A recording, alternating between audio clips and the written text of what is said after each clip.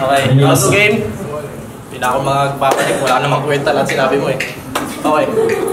Alam ko matagal ka sa akin na-stress dahil sa paghahanap ng angle. Ako, pag sumusulat kailanman hindi ako na-hassle.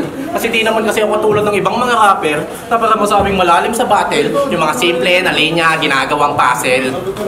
At yung nakalaban ko, na nanlalait sa akin ng pabrika boy, pinagmukha ko lang factory worker yung gago.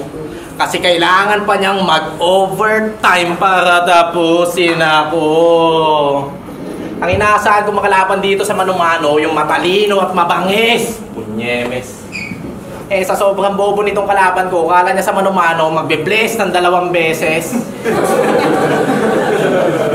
At nung umuha ka sa laban, iba sa akin ang dating. Hilig pa mag-post sa FB upang masabing magaling. Subukan mo sa akin ngayon dito magmalalim upang maranasan mo kung paano lamunin ng pating. Hindi uubra sa akin patawa mo na pilit. Boy, hindi ka magaling mo kakang asong may sakit. Magtawag ka man ng tulong ay di ka masasagip. Hinalaban mo ako, pues umuwi ka na gilid. Nasayang lang yung oras ko sa kakakabisa.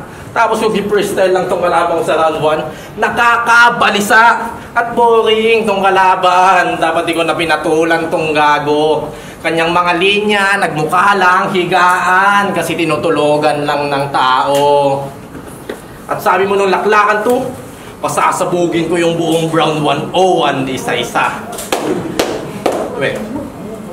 Eh bakit nung last battle yun nila Arson at Jigsaw eh, round 101 ka na?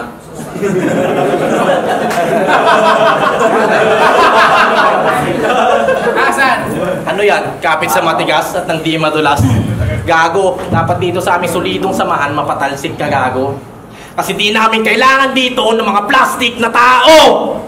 Kaya bakit ako matatakot ilubog ng plastic na yan? Eh madalas ako kumakain sa lunchbox kaya sanay ako sa baunan.